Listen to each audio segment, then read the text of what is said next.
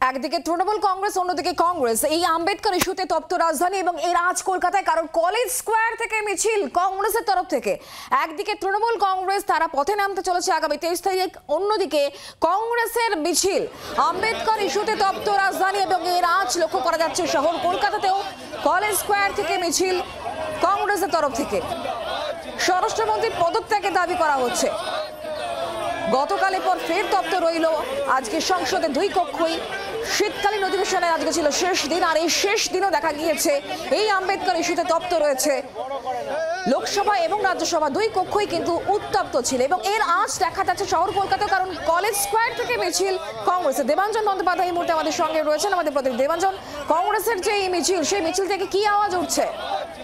দেখো, এই মিছিল থেকে বিজেপির এবং বিশেষ করে অমিত শাহর খুশি করে নিয়ে এই মিছিল বেরিয়েছে।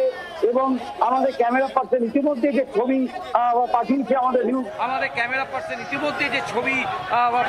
আমাদের নিউজ রুমে, সেই ছবি যেখানে কংগ্রেস বিজেপির মৃতদেহ নিয়ে কংগ্রেসের কর্মীরা তারা কিন্তু হেঁটে আসছেন। সঙ্গে রয়েছেন প্রদেশ কংগ্রেস সভাপতি।